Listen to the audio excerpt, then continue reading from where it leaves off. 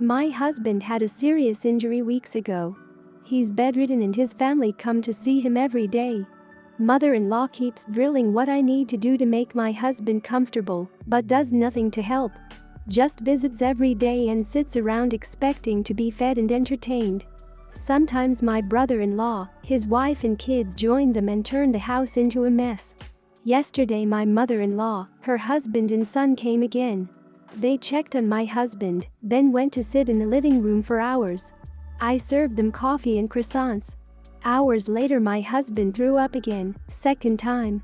I had to take care of changing his clothes and cleaning the sheets to avoid infections. I was exhausted. I came downstairs and mother-in-law looked at me and asked, "Hey, where's our dinner?" I was shocked that after seeing me go up and downstairs many times and cleaning and bringing new sheets and running the washing machine that she'd expect me to prepare dinner. I'd already eaten a sandwich at 6 and yogurt. I have problems with my stomach, and stress and pregnancy made it worse. I'm 4 months in. I pointed at the kitchen and told her to help herself out. She gave me a look then said she didn't expect me to ask her to cook dinner at my house. I said I didn't expect her to ask me to cook dinner while I'm taking care of her son. She started arguing about the way I spoke about my husband, saying as his partner, this is the least I could do, and called me unhinged for throwing in her face that I'm helping my husband. She got her husband involved, asking what his thoughts were on me making guests go hungry and forcing them to cook themselves, when this was supposed to be my duty as a host or homeowner. Father-in-law said they could order food and call it a day, and yelled at my younger brother-in-law to stop playing on his phone and order food, but mother-in-law got mad and lashed out, criticizing me, saying I wasn't up to the challenge of taking care of my home and my guests like an adult. I lost it on her and told them to leave since she kept yelling, disrupting my husband's sleep. She left after saying she felt sorry for her son and grandbaby with an aggressive wife and a mother like me. She told everyone, and my older brother-in-law said he understood I'd a lot on my plate, but lectured me about how I should have respect for his mom who was a guest, repeatedly saying if that was his wife she wouldn't have acted this way, and that I shouldn't use taking care of my husband against them. He asked me to apologize, but I didn't. My husband suffers from 2 major injuries, and he's got a long recovery ahead. Right now there's so much pressure to take care of him while keeping up with house chores and work. My mom and sister help, but not mother-in-law. She claimed that when I told them to leave I was refusing to let her see her sick son, but I'd never do that. I lost a loved one before seeing them, so I understand her fear, but brother-in-law thought that was my goal. Not the idiot. You didn't invite them, so they're not your guests. They're entitled intruders and they can be respectful of you in your home or they can leave. You owe them nothing and certainly no apologies. If brother-in-law insists his wife would wait on everyone, hand and foot, let him know he should be sure to tell his future wife of such expectations, lest he end up harshly disappointed with his 21st century partner. Not the idiot for kicking them out, but you are the idiot to yourself for not setting boundaries or speaking up on the behavior before it became the norm. You are caring for your sick husband, you are pregnant, and you allow the family to come over every single day, knowing it will cause you more stress. Good job for finally kicking them out, but by allowing the behavior to continue for so long, you were adding more stress on yourself and allowing yourself to get ran over. You put their needs above your own and your child's. You deserve better than that. Not the idiot. Did you invite her or did she just show up? Guests are invited.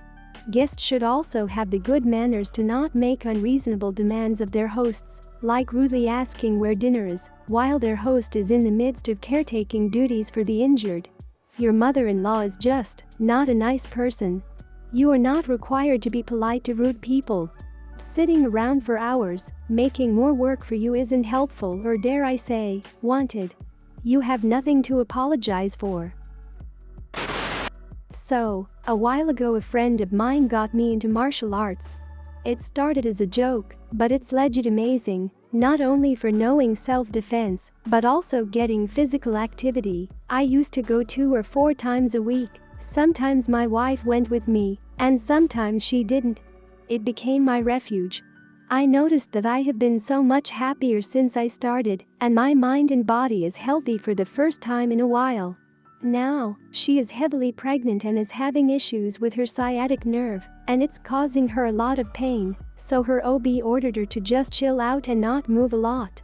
This has resulted in me picking up most if not all household duties and basically waiting on her hand and foot, which is okay because she needs me. I don't mind it at all cause it's for the greater good. But I stopped going to the martial arts classes entirely. And mentally, I've been spiraling. It screws because I don't like any sedentary stay-at-home activities like gaming or painting, and there's only so many books you can read. And I'm not in the best place mentally, and I think it's because I stopped going, and there's so much to do between work and helping my wife and keeping our residence livable. It's a lot. So she went to go see her OB this morning, and I was at home meandering about. Her mother, retired and lives very close nearby, was over having a nice cup of tea and brought some snacks. She spoke up and asked if I was doing okay, and I said to tell you the truth I'm not. I have a lot on my plate right now, and I need an outlet to let off stress, which used to be my classes. She understood and sympathized with me and said that if I go twice a week then she wouldn't mind staying with my wife while I'm gone. They're not that long, 40 minutes per class, and the studio is at least 5 minutes away.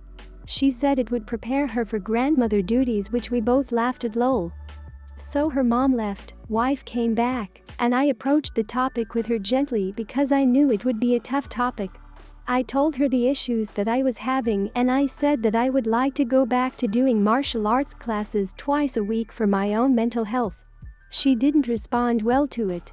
She said she never should have let me start because it's a waste of money and how dare I suggest to abandon her to go off and stretch my legs. I was surprised because I didn't expect this reaction from her. I tried telling her that her mom offered to stand in my place while I'm gone, and she refused to hear it, saying that her mom is no substitute for her partner.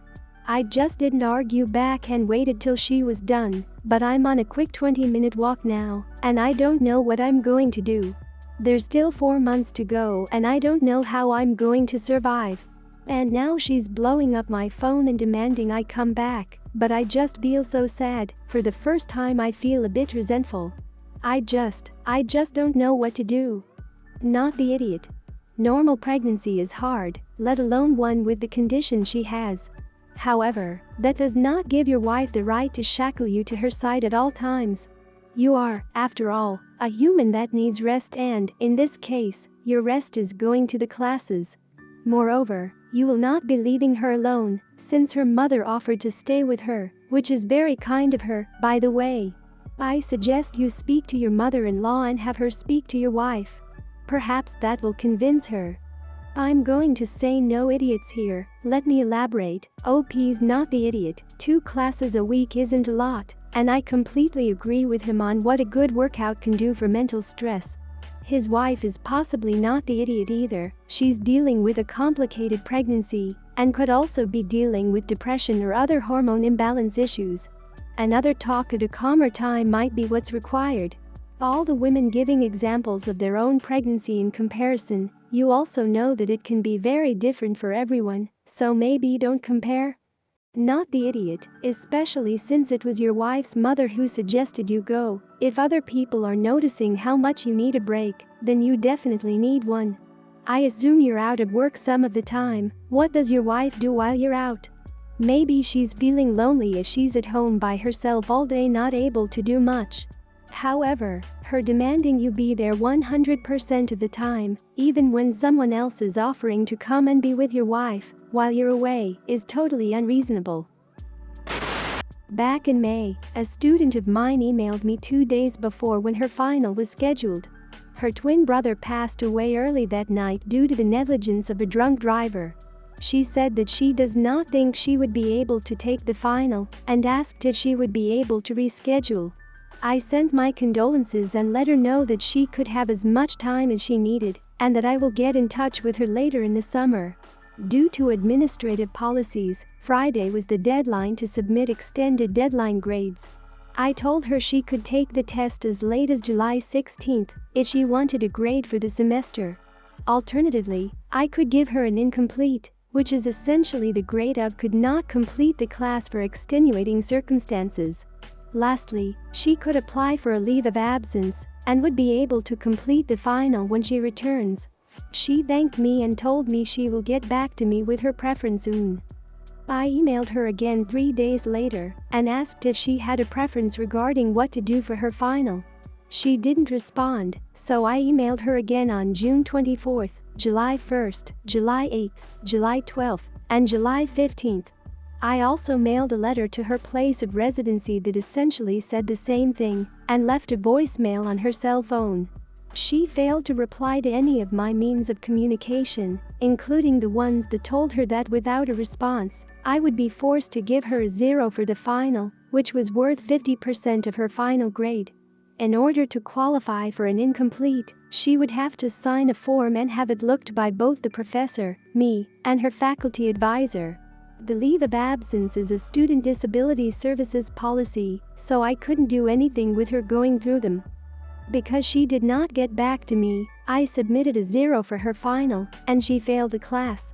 I told my husband this morning about what happened. He is also a professor at the same university, and he was completely aghast.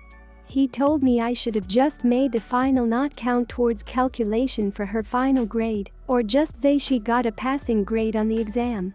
That would mean I would have to essentially lie, which I was worried because it would have looked suspicious if her other professors said she was similarly irresponsible to their emails. He told me the other professors probably waived her final completely, and what I did was morally reprehensible. He works in a different department, so he's used to having a lot more freedom regarding the grading scheme, but my hands were tied. We fought and his insistence that I should have done more to help her. I get his perspective, but the fact is that she plainly did not respond to my messages. I did what I could, but he thinks I should have just lied and hope I didn't get caught. Am I in the wrong for failing her? You are the idiot. I guess this hits me too personally because I have a twin brother. This was an 18 to 22-year-old going through what will probably be the worst, indescribable, unimaginable pain she will ever go through in her entire life. Her entire world was absolutely shattered beyond repair. Her heart just got ripped into a million pieces. This wasn't just some everyday seasonable blues. Her twin died. She probably just disconnected from reality for a while. She's focusing on healing herself and trying to move on from such a painful period in her life. You come on here asking if you're an idiot, and then want to argue with anyone who says you are, so you don't want input, you're after nothing but validation. Yes, you did reach out to this student multiple times. Have a gold star sticker. She lost a family member that she has been with since before she was born. Empathy is requisite quality to be an educator if your true intention is to impact the lives of those who entrust you with their education. You are the idiot. Honestly, I think the worst thing you did was follow up with her after 3 days. The girl's twin hadn't even been laid to rest yet, and you're asking her about her final. That would be so off-putting to me if I were in her position that I would have definitely ignored the rest of your emails. I think if you had waited 2 weeks before breaching the subject and then she ignored 5 emails over the course of 10 days or so, I would have less sympathy for the girl, but the way you handled this definitely makes you an idiot. A few years back, for my birthday, I had asked Grandma to compile a bunch of her favorite recipes, lullabies and stories into a book for me to keep. She wrote every single thing by hand. One of the things I love the most about the book is the way she writes. Grandma was born in 1926, and the way she writes or speaks would seem unusually formal to someone like me or you, who wasn't raised in that time period speaking the old dialects. She passed away 3 months ago. After she passed, I made copies of the book and handed it out to my sisters, brothers and all of our cousins. I kept the original, of course. Then, 2 months ago, my aunt asked me whether I would be willing to give her the book. Apparently, she doesn't really have anything that Grandma has written, and this book is something that Grandma had a lot of fun writing down. Aunt says since she's Grandma's only daughter, it would be nice for her to have something like that. I had politely declined the first time, but now she's asking me whether I'd be okay making it into a family heirloom, since copies of the book just aren't the same as the original. But I'm very attached to this book. Like, if my house was on fire, I would not leave without this book. Aunt has been pretty insistent and has refused to acknowledge my polite refusals. My dad says she's waiting for me to outright say no to her so she can argue with me about it. He feels that I should just let the book circulate around the family for a while to pacify her and then ask for it back. I do feel bad, since it's been only 3 months since Grandma passed, and Aunt must really be grieving. Aunt is also 70 herself, so she's not young, but I really don't want to let go of this book. Not the idiot, do not let that book go, and find a secure place that your dad can't get to it either. It is a book made for you by your grandmother. You were very generous to give everyone a copy of the book. And if anyone asks, tell them the book is a family heirloom. Right now you are the keeper of it. In the future, your children or grandchildren will be the keepers. Until then, you have shared copies of the book, and if that isn't satisfactory, anyone is welcome to return the copy you gave them. Not the idiot. It already is a family heirloom for you to pass down as you see fit, since your grandma made it at your request for your birthday. And you willingly made copies for your family when you didn't have to, because you knew that these recipes and stories would be important to your family members to hold on to and share with their children. Be firm with your aunt, let her know it's a copy or nothing. You will not be handing over your gift to her. If she really had wanted something from her mother, she would have asked for something similar a long time ago. Not the idiot. You will never see it again. When my grandma passed, the grandkids got to choose an item from their home after our parents had divided up what they wanted. I chose my grandma's record collection. Shortly after, my aunt asked for the collection because she wanted to turn the records into CDs. I've never seen it again. It's been close to 20 years. I've asked several times and talked to my mom about it. Do not give the book up. Tell your aunt that, yes, you intend to make it into an heirloom that you pass down to your children.